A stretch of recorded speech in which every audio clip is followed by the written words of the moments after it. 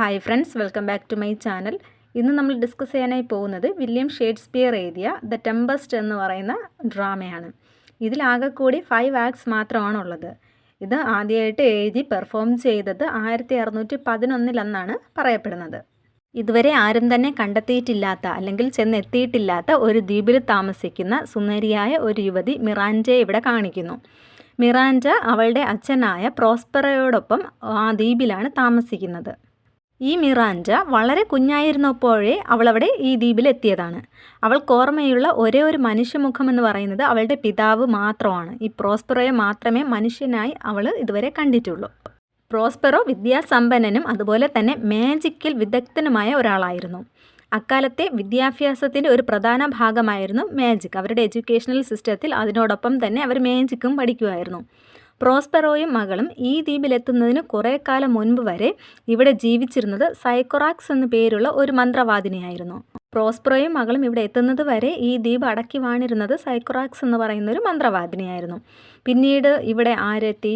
മിറാൻഡയും അവളുടെ പിതാവ് പ്രോസ്പെറോയും എത്തി. അപ്പോൾ പ്രോസ്പെറോ അദ്ദേഹത്തിൻ്റെ മാജിക്കിനാൽ അയാൾ ഈ ദ്വീപ് സ്വന്തമാക്കി അടക്കി വാഴാൻ തുടങ്ങി. സൈക്കോറാക്സ് ഈ ദ്വീപിൽ സ്വൈരവിഹാരം നടത്തിയിരുന്ന സമയത്ത് ഇവിടെ ഉണ്ടായിരുന്ന ദേവതമാരെയും ഗന്ധർവന്മാരെയുമെല്ലാം ആ ദ്വീപിലെ മരങ്ങൾക്കിടയിലും പാറക്കൂട്ടങ്ങളിലൊക്കെ തടവുകാരാക്കി വച്ചിരുന്നു. കാരണം സൈക്കോറാക്സിൻ്റെ കുടിലതന്ത്രങ്ങൾക്കൊന്നും ഈ ആത്മാക്കളൊന്നും ഈ ദേവന്മാരൊന്നും കൂട്ടുനിന്നിരുന്നില്ല. അതുകൊണ്ട് ആ ദേഷ്യത്തിൽ അവളെല്ലാവരെയും തടവിലാക്കിയിരുന്നു. പ്രോസ്പെറോ ഈ ദ്വീപിൽ വന്ന ശേഷം അദ്ദേഹം തൻ്റെ മാന്ത്രിക ശക്തി കൊണ്ട് ആ തടവിൽ കിടന്ന ആത്മാക്കളെയെല്ലാം കണ്ടെത്തി അവരെയെല്ലാം മോചിപ്പിച്ചു. അവരിൽ നേതാവായ ഒരാളുണ്ടായിരുന്നു. അതാണ് ഏരിയൽ എന്ന വായുദേവൻ. ദ്വീപിലെ തൻ്റെ യാത്രകൾക്കിടയിൽ പ്രോസ്പെറോ കാലിബൻ എന്ന പേരായ ഒരു വിചിത്ര ജീവിയെ കണ്ടുമുട്ടുന്നു. സാധാരണയിൽ കവിഞ്ഞ വളർച്ചയുള്ള പാതി കുരങ്ങും പാതി മനുഷ്യനുമായുള്ള ആ രൂപം പഴയ മന്ത്രവാദിനി സൈക്കോറാക്സിൻ്റെ മകനായിരുന്നു. കാലിബനെ കണ്ട് സഹതാപം തോന്നിയ പ്രോസ്പെറോ അവനെ തൻ്റെ താമസ സ്ഥലമായ ഗുഹയിലേക്ക് കൂട്ടിക്കൊണ്ടുവരികയും അവന് സംസാര ഭാഷ പഠിപ്പിക്കാനും തുടങ്ങി. വിദ്യാഭ്യാസം നൽകാൻ ശ്രമിച്ചെങ്കിലും അവന് ജന്മന പാരമ്പര്യമായി സൈക്കോറാക്സിൽ നിന്ന് ലഭിച്ച തിന്മകൾ, അവൻ്റെ ആ ഒരു ബാഡായിട്ടുള്ള സ്വഭാവങ്ങളെല്ലാം ജനറ്റിക്കലി കിട്ടിയതുകൊണ്ട് തന്നെ നല്ലതൊന്നും തന്നെ പഠിക്കാനോ അതനുസരിച്ച് പ്രവർത്തിക്കാനോ കാലിബൻ ശ്രമിച്ചില്ല. എപ്പോഴും കുതന്ത്രങ്ങളും മണ്ടത്തരങ്ങളുമാണ് പ്രവർത്തിക്കാനായിരുന്നു അവന് കൂടുതലിഷ്ടം. പ്രോസ്പെറോയും അതുകൊണ്ട് അവന് ഒരു അടിമയുടെ സ്ഥാനം മാത്രമേ കൊടുത്തിരുന്നുള്ളൂ. വിറക് വെട്ടുക, വെള്ളം കോരിക്കൊണ്ടുവരിക തുടങ്ങിയ ജോലികളാണ് അവന് കൊടുത്തിരുന്നത്. എങ്കിലും മടിയനായ കാലിബൻ അവൻ്റെ ജോലികളൊന്നും തന്നെ നല്ല മനസ്സോടെ ആയിരുന്നില്ല ചെയ്തിരുന്നത്. കാലിബൻ്റെ മേൽനോട്ടം പ്രോസ്പെറോ ഏരിയലിനെയാണ് ഏൽപ്പിച്ചിരുന്നത്. സൽസ്വഭാവിയായ ഏരിയലാകട്ടെ തന്നെ തടവിലിട്ട സൈക്കോറാക്സിൻ്റെ മകനാണെന്ന ഒറ്റ കാരണം കൊണ്ട് മാത്രം തരം കിട്ടുമ്പോഴൊക്കെ കാലിബനെ നുള്ളുകയും മാന്തുകയും ഒക്കെ ചെയ്തിരുന്നു. കാലിബനെ ഉപദ്രവിക്കുന്നതിൽ അവൻ സന്തോഷം കണ്ടെത്തിയിരുന്നു. പ്രോസ്പെറോ പറയുന്ന ജോലി ചെയ്യാതെ കാലിബൻ മടിപിടിച്ചിരുന്നാൽ ഏരിയൽ അവനെ വേദനിപ്പിച്ചിരുന്നു.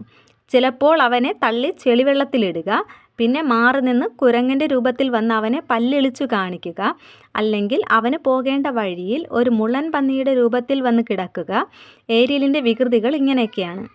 ഏരിയലും അവൻ്റെ കൂട്ടുകാരായ ദേവന്മാരും ദേവതകളും പ്രോസ്പെറോയുടെ സ്നേഹത്തിലും അനുസരണയിലും കഴിഞ്ഞിരുന്നതിനാൽ അവരുടെ സഹായത്താൽ കാറ്റിനെയും കടലിനെയും നിയന്ത്രിക്കുവാൻ പോലും അദ്ദേഹത്തിന് കഴിഞ്ഞിരുന്നു.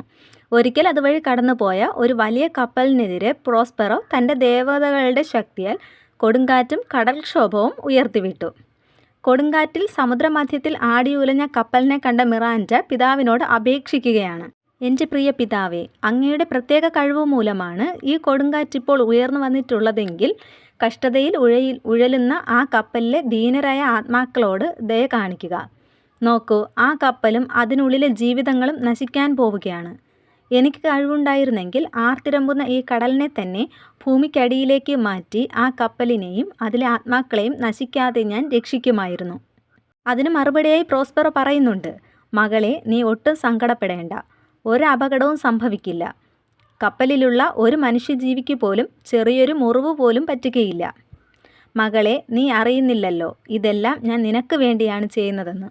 നീ ആരാണെന്നോ എവിടെ നിന്ന് വന്നുവെന്നോ നിനക്കറിയില്ലല്ലോ. ഈ ദ്വീപിലെ ഗുഹയിൽ പരമദരിദ്രനായി കഴിയുന്ന നിന്റെ അപ്പനായ ഞാൻ ആരാണെന്ന് പോലും നിനക്കറിയില്ലല്ലോ.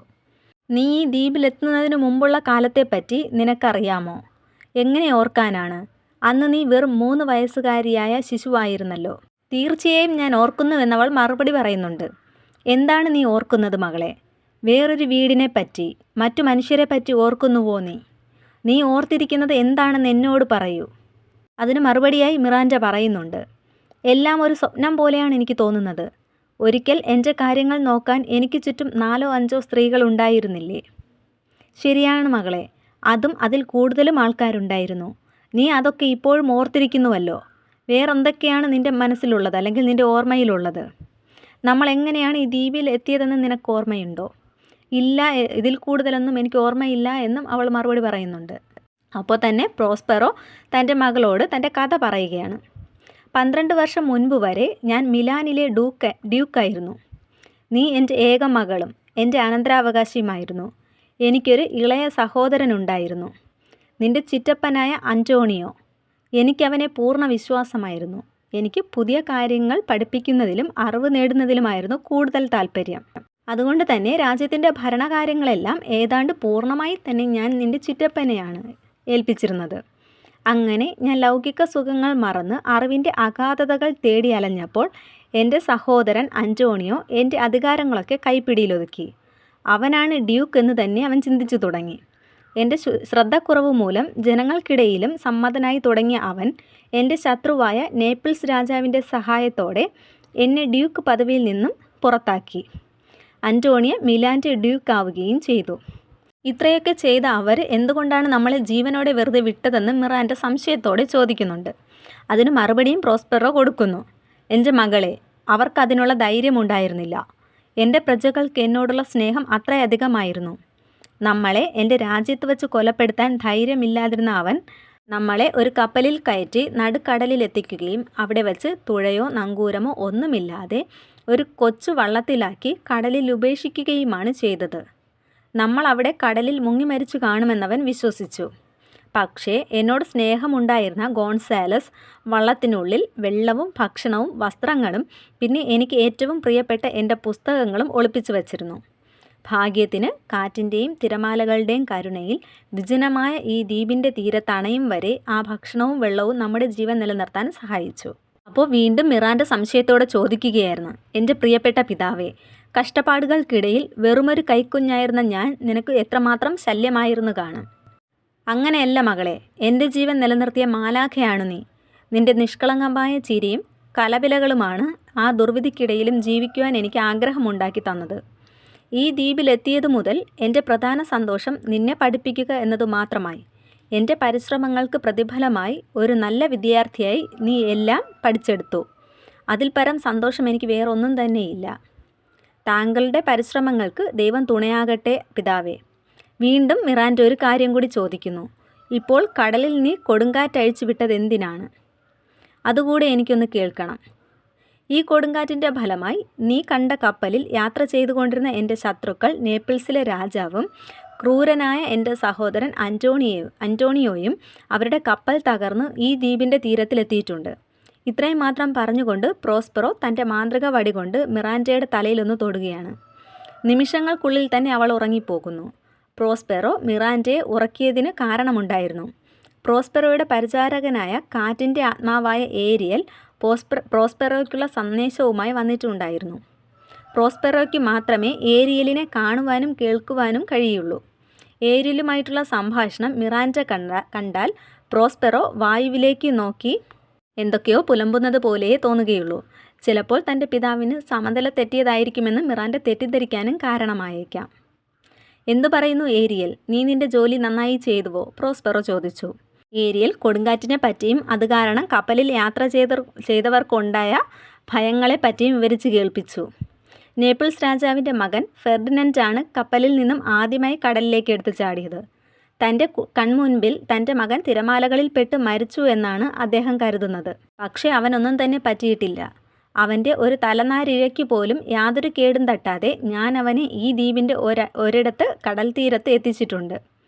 അവിടെ അവൻ തകർന്നു പോയ കപ്പലിനൊപ്പം മരിച്ചുപോയെന്ന് അവൻ കരുതുന്ന അവൻ്റെ പിതാവിനെ പറ്റി ദുഃഖിതനായിരിക്കുന്നു.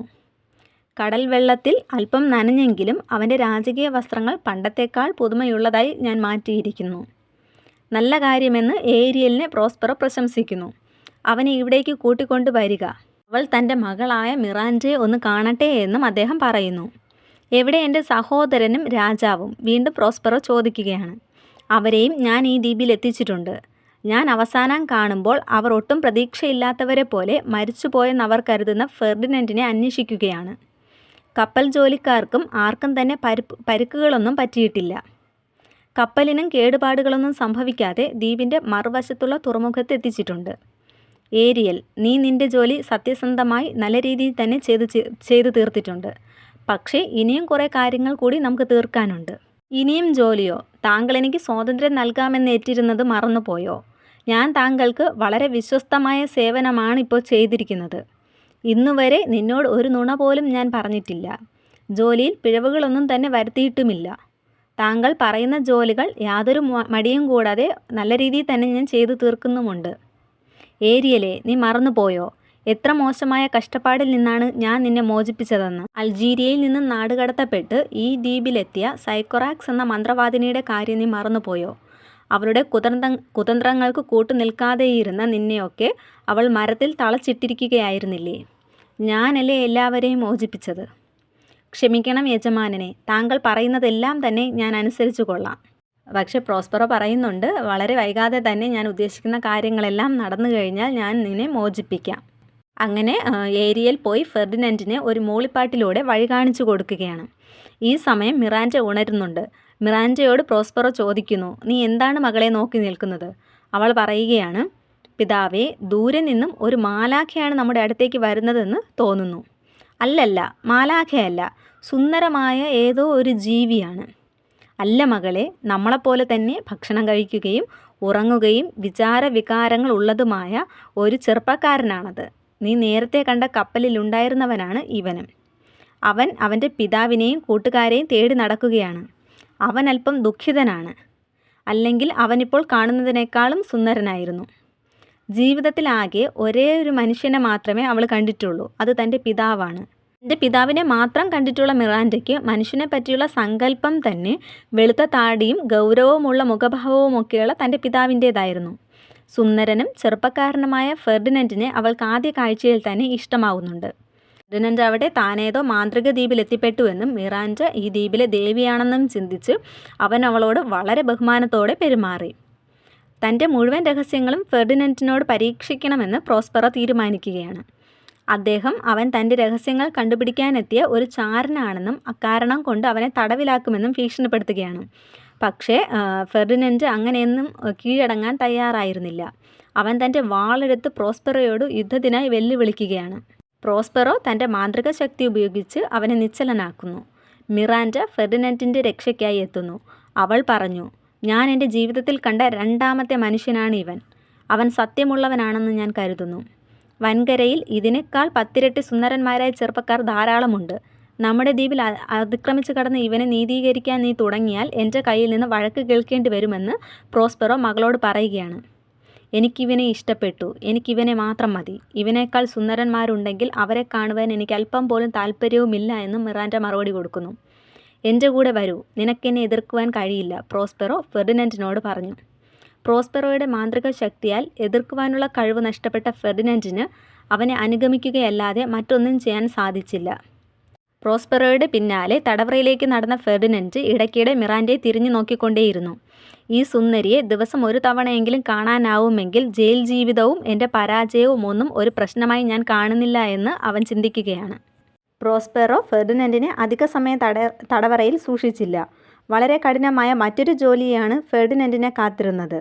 അവരുടെ താമസ സ്ഥലത്തിന് സമീപം കിടന്നിരുന്ന ഭാരമേറിയ വിറക് കഷ്ണങ്ങൾ അടുക്കി വയ്ക്കുന്ന ജോലിയായിരുന്നു ഫെർഡിനൻഡിനെ ഏൽപ്പിച്ചത്. എന്താണ് സംഭവിക്കുന്നത് എന്നറിയുവാൻ മാറിയിരുന്ന് പ്രോസ്പെറോ സംഭവം വീക്ഷിക്കുകയാണ്. ഇത്തരം കഠിനമായ ജോലികൾ ചെയ്ത് സാധാരണ രാജകുമാരന്മാർക്ക് പരിചയമൊന്നും കാണില്ലല്ലോ. ഫെർഡിനൻഡിനെ അന്വേഷിച്ചിറങ്ങിയ മിറാൻഡ കണ്ടത് ജോലി ചെയ്ത് തളർന്നു വീഴാറായ തൻ്റെ ഫെർഡിനൻഡിനെയാണ്. അവൾ പറഞ്ഞു, എൻ്റെ പിതാവ് ഇനി 2-3 മണിക്കൂർ നേരത്തേക്ക് പുസ്തകം വായിക്കുകയായിരിക്കും. നീ ഇത്ര കഷ്ടപ്പെട്ട് ജോലി ചെയ്യേണ്ടതില്ല. അല്പസമയം വിശ്രമിക്കുന്നതിൽ തെറ്റൊന്നും തന്നെയില്ല. അതിനുള്ള ധൈര്യമില്ല എന്നും ഈ ജോലിയെല്ലാം തീർത്തിട്ടേ താൻ വിശ്രമിക്കുന്നുള്ളൂ എന്നുമാണ് അവൻ പറയുന്നത്. അവൾ പറയുകയാണ്, നീ ഇവിടെ വിശ്രമിക്കൂ. നിനക്ക് പകരം ഞാൻ തടികൾ പെറുക്കി അടുക്കി വയ്ക്കാം. മിറാൻഡയുടെ സാമീപ്യം ജോലിയിൽ ഒട്ടും സഹായകമായില്ല എന്ന് മാത്രമല്ല, അവർ തമ്മിൽ പല കാര്യങ്ങളും സംസാരിച്ച് നിന്നതുകൊണ്ട് ജോലി വളരെയധികം സാവധാനത്തിലുമായി. പ്രോസ്പെറോയുടെ ലക്ഷ്യം രണ്ടുപേരുടെയും സ്നേഹത്തിൻ്റെ ആഴമളക്കുക എന്നതായിരുന്നു. അവൻ അവരുടെ സംസാരം രഹസ്യമായി തന്നെ കേൾക്കുന്നുണ്ടായിരുന്നു. ഫെർഡിനൻഡ് അവളുടെ പേര് ചോദിച്ചു. അവൾ പറഞ്ഞു, എൻ്റെ പേര് ആരോടും പറയരുതെന്നാണ് എൻ്റെ പിതാവ് എന്നോട് പറഞ്ഞിരിക്കുന്നത്. എന്നാലും ഞാൻ നിന്നോട് പറയാം. അവൾ അവളുടെ പേര് പറഞ്ഞു. അവൻ പറഞ്ഞു, അവൻ കണ്ടിട്ടുള്ള എല്ലാ സ്ത്രീകളെയേക്കാൾ അവൻ അവളെ സ്നേഹിക്കുന്നുവെന്ന്. അവളുടെ സൗന്ദര്യത്തെ പുകഴ്ത്തി പറഞ്ഞ ഫെർഡിനൻഡിനോട് അവൾ പറയുകയാണ്, ഞാൻ എൻ്റെ ജീവിതത്തിൽ ഒരു സ്ത്രീയെപ്പോലും കണ്ടിട്ടില്ല. ഞാൻ കണ്ടിട്ടുള്ള പുരുഷന്മാർ നീയും എൻ്റെ പിതാവും മാത്രമാണ്. വൻകരയിലെ പുരുഷന്മാരുടെ സൗന്ദര്യം എങ്ങനെയെന്ന് എനിക്ക് യാതൊരു ഐഡിയയുമില്ല. പക്ഷെ ഒരു കാര്യം നിനക്ക് വിശ്വസിക്കാം. ഈ ലോകത്തിൽ നിന്നെയല്ലാതെ മറ്റൊരു കൂട്ടുകാരനെ എനിക്ക് ആവശ്യമില്ല. എൻ്റെ ചിന്തയിൽ പോലും നിൻ്റെ രൂപമല്ലാതെ മറ്റൊന്നും കടന്നു വരികയില്ല. ഞാൻ നിന്നോട് വളരെ കൂടുതൽ സംസാരിക്കുന്നു. എൻ്റെ പിതാവിൻ്റെ നിർദ്ദേശങ്ങൾ ഞാൻ ഇടയ്ക്കിടയ്ക്ക് മറന്നു പോകുന്നു. പ്രോസ്പെറോ ഏരിയലിനെ വിളിച്ച് തൻ്റെ ശത്രുക്കളായ സഹോദരനും നേപ്പിൾസ് രാജാവും എന്തു ചെയ്യുന്നുവെന്ന് അന്വേഷിക്കുകയാണ്. പട്ടിണിയും സങ്കടവും അലച്ചിലും കാരണം അവർ ബോധം നശിച്ച നിലയിലാണെന്ന് ഏരിയൽ പറയുന്നു. വിശന്നു വലഞ്ഞ അവരുടെ മുൻപിൽ വിഭവസമൃദ്ധമായ സദ്യ ഒരുക്കിയ ഏരിയയിൽ അവർ ഭക്ഷണം കഴിക്കാൻ തുടങ്ങുമ്പോഴേക്കും ഒരു രാക്ഷസനായി വന്ന് ഭക്ഷണം മുഴുവൻ എടുത്തു വിഴുങ്ങുകയായിരുന്നു. എന്നിട്ട് അവർ പ്രോസ്പെറയോടും അദ്ദേഹത്തിൻ്റെ ശിശുവായിരുന്ന മകളോടും ചെയ്ത ക്രൂരതയ്ക്കുള്ള പകരമാണ് നിങ്ങളിപ്പോൾ അനുഭവിക്കുന്ന കഷ്ടതകളെന്ന് ഓർമ്മപ്പെടുത്താനും മറന്നില്ല. നേപ്പിൾസിലെ രാജാവും പ്രോസ്പെറോയുടെ സഹോദരനായ അന്റോണിയോയും തങ്ങളുടെ പ്രവൃത്തിയെപ്പറ്റി പശ്ചാത്തപിക്കുന്നുവെന്നും അവരുടെ പശ്ചാത്താപം സത്യമാണെന്ന് തോന്നുന്നുവെന്നും ഏരിയൽ പറയുകയാണ്. ഒരു ദേവതയായ തനിക്ക് പോലും അവരോട് സഹതാപം തോന്നുന്നുവെന്നും ഏരിയൽ പറയുന്നു. പ്രോസ്പെറോ പറഞ്ഞു, എങ്കിൽ അവരെ ഇവിടേക്ക് കൊണ്ടുവരൂ. ഏരിയൽ രാജാവിനെയും അന്റോണിയോയെയും കൂട്ടി പ്രോസ്പെറോയുടെ അടുത്തേക്ക് വരികയാണ്. തന്നെ നാട് കടത്തിയപ്പോൾ സഹായിച്ച ഭക്ഷണവും വെള്ളവുമൊക്കെ വള്ളത്തിൽ ഒളിപ്പിച്ചു വച്ചിരുന്ന ഗോൺസാലോയും അവരോടൊപ്പം ഉണ്ടായിരുന്നു. ക്ഷീണിതരും അവശരുമായിരുന്ന അവർക്ക് പ്രോസ്പെറോയെ മനസ്സിലാക്കാനേ കഴിഞ്ഞില്ല. അദ്ദേഹം ആദ്യം ഗോൺസാലോയോട് തൻ്റെ ജീവൻ രക്ഷിച്ച എൻ്റെ പ്രിയപ്പെട്ട കൂട്ടുകാരാ എന്ന് പറഞ്ഞുകൊണ്ട് ആശ്ലേഷിക്കുകയാണ്. അന്റോണിയോയ്ക്കും രാജാവിനും അത് പ്രോസ്പെറോ ആണെന്ന് മനസ്സിലാവുന്നു. പൊട്ടിക്കരഞ്ഞുകൊണ്ട് അന്റോണിയോ തൻ്റെ സഹോദരനോട് തൻ്റെ തെറ്റുകൾ പറഞ്ഞ് മാപ്പ് ചോദിക്കുകയാണ്. ഈ ക്രൂരതയിൽ അന്റോണിയോയെ സഹായിച്ചതിന് രാജാവ് പ്രോസ്പെറോയോട് ക്ഷമ ചോദിക്കുന്നു. അവരുടെ ക്ഷമയൊക്കെ സ്വീകരിച്ച പ്രോസ്പെറോ പറയുകയാണ്, നിങ്ങൾക്കായി ഞാനൊരു സമ്മാനം കരുതി വച്ചിട്ടുണ്ട്. താമസ സ്ഥലത്തിൻ്റെ വാതിൽ തുറന്ന് മിറാൻഡയ്ക്കൊപ്പം ചെസ്സ് കളിച്ചുകൊണ്ടിരിക്കുന്ന ഫെർഡിനൻഡിനെ അദ്ദേഹം രാജാവിന് കാണിച്ചു കൊടുക്കുകയാണ്. മരിച്ചുപോയി എന്ന് കരുതിയ മകൻ ജീവനോടെ തൻ്റെ മുന്നിലിരിക്കുന്നത് കണ്ട രാജാവിൻ്റെ സന്തോഷം പറഞ്ഞറിയിക്കാനാവില്ല. പുതുതായി എത്തിച്ചേർന്ന അതിഥികളെ കണ്ട മിറാൻഡ അത്ഭുതപ്പെട്ടു.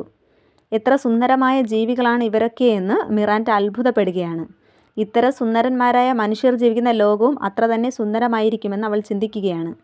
സുന്ദരിയായ മിറാൻഡയെ കണ്ട് രാജാവും അത്ഭുതപ്പെട്ടു. ചിലപ്പോൾ പരസ്പരം വേർപിരിഞ്ഞു പോയ തങ്ങളെ വീണ്ടും കൂട്ടിയോജിപ്പിച്ച ദേവതയായിരിക്കുമോ ഇവൾ? ഫെർഡിനൻഡ് പറഞ്ഞു, സംശയിക്കേണ്ട, ഇവൾ മനുഷ്യ സ്ത്രീ തന്നെയാണ്. ദൈവകൃപയാൽ അവളിപ്പോൾ എൻ്റെ സ്വന്തമാണ്. താങ്കൾ മരിച്ചുപോയി എന്ന ധാരണയിൽ താങ്കളുടെ അനുവാദം ചോദിക്കാതെ തന്നെ ഞാൻ അവളെ സ്വന്തമാക്കുകയായിരുന്നു. ഇവൾ മിലാനിലെ ഡ്യൂക്കായിരുന്ന പ്രോസ്പെറോയുടെ മകളാണ്. അദ്ദേഹത്തിൻ്റെ നല്ല മനസ്സുകൊണ്ട് എനിക്കൊരു പുതിയ ജീവിതം ലഭിച്ചിരിക്കുന്നു. അതോടൊപ്പം തൻ്റെ മകളെ എനിക്ക് നൽകിക്കൊണ്ട് എനിക്കൊരു പിതാവിനെ പോലെയായിരുന്നു അദ്ദേഹം. ഫെർഡിനൻഡിൻ്റെ പിതാവ് മിറാൻഡയോട് മാപ്പ് ചോദിക്കുകയാണ്. കുട്ടിക്കാലത്ത് അങ്ങനെ ഒരു അനുഭവം ഉണ്ടായതിൻ്റെ പേരിലും അതിന് കൂട്ടി നിന്ന് പോയതിൻ്റെ പേരിലും. പ്രോസ്പെറോ ആ സമയം പറയുകയാണ്, മതി, നമുക്കിനി പഴയ മോശമായ കാര്യങ്ങളെല്ലാം തന്നെ മറക്കാം. ഇതെല്ലാം പറഞ്ഞുകൊണ്ട് അദ്ദേഹം അന്റോണിയോയെ കെട്ടിപ്പിടിച്ച് അവനോട് ക്ഷമിച്ചു എന്ന കാര്യം ഒരിക്കൽ കൂടെ ഉറപ്പുവരുത്തുകയാണ്. തനിക്ക് സംഭവിച്ചതെല്ലാം ഏതോ ദൈവിക ശക്തിയുടെ തീരുമാനമായിരുന്നിരിക്കാം. അതുകൊണ്ടാണല്ലോ ഫെർഡിനൻഡ് മിറാൻഡയെ കണ്ടുമുട്ടി പ്രേമിച്ചത്. അവൾ നേപ്പിൾസ് രാജ്യത്തിൻ്റെ അനന്തരാവകാശിയായി മാറുകയും ചെയ്തു. പ്രോസ്പെറോയും മിറാൻഡയും അവരോടൊപ്പം കരയിലേക്ക് മടങ്ങാമെന്ന് തീരുമാനിക്കുകയാണ്. ഈ സമയം പ്രോസ്പെറോ അവർക്കായിട്ട് വിഭവസമൃദ്ധമായ സദ്യ ഒരുക്കുകയാണ്. ആ സമയം തൻ്റെ ജീവിതകഥ അവരോട് പറയാമെന്നും പറയുന്നുണ്ട്. ദ്വീപിൽ നിന്ന് യാത്ര ആരംഭിക്കുന്നതിന് മുമ്പായി പ്രോസ്പെറോ ഏരിയലിനെ സ്വതന്ത്രനാക്കുന്നു. പ്രോസ്പെറോയുടെ വിശ്വസ്തനായ സേവകനായിരുന്നുവെങ്കിൽ പോലും നിയന്ത്രണങ്ങളില്ലാത്ത സ്വാതന്ത്ര്യത്തിനു വേണ്ടി ആകാശത്തൊരു പക്ഷിയെപ്പോലെ മരക്കൂട്ടങ്ങൾക്കിടയിൽ തോട്ടങ്ങളിൽ സുഗന്ധപൂരിതമായ പൂന്തോട്ടത്തിൽ പാറി നടക്കാൻ അവൻ തീവ്രമായി ആഗ്രഹിച്ചിരുന്നുവെന്ന് പ്രോസ്പെറോയ്ക്ക് നല്ലപോലെ അറിയാമായിരുന്നു. ഈ സമയം ഏരിയൽ തൻ്റെ മാസ്റ്ററിനോട് നന്ദി പറയുകയാണ്. അതുപോലെ തന്നെ യാത്രയിൽ തന്നെ അനുഗമിക്കാനും നല്ല കാലാവസ്ഥയും കാറ്റുമൊക്കെ ഒരുക്കിക്കൊണ്ട് യാത്ര സുഗമമാക്കി കൊടുക്കാനും ഏരിയൽ തന്നെ അനുവദിക്കണമെന്ന് പ്രോസ്പെറോയോട് പറയുന്നുണ്ട്. അത് കഴിഞ്ഞ് ഞാൻ സ്വതന്ത്രനായി കഴിയുമ്പോൾ വളരെ സന്തോഷത്തോടു കൂടി തന്നെ ജീവിച്ചു കൊള്ളാമെന്നും ഏരിയൽ പറയുന്നു. ഇനിയൊരു പ്രതികാരത്തിന് ഇടമില്ല എന്ന് മനസ്സിലാക്കിയ പ്രോസ്പെറോ തൻ്റെ മാന്ത്രിക ഗ്രന്ഥങ്ങളും മാന്ത്രിക വടിയും ദ്വീപിൽ തന്നെ മണ്ണിനടിയിൽ കുഴിച്ചിടുകയാണ്. പുതിയൊരു ജീവിതത്തിലേക്ക്, തൻ്റെ സ്വന്തം നാട്ടിലേക്ക്, തൻ്റെ രാജ്യം വീണ്ടെടുക്കാൻ തൻ്റെ മകളുടെ വിവാഹം നടത്തുവാനായി അദ്ദേഹം യാത്ര തിരിച്ചു.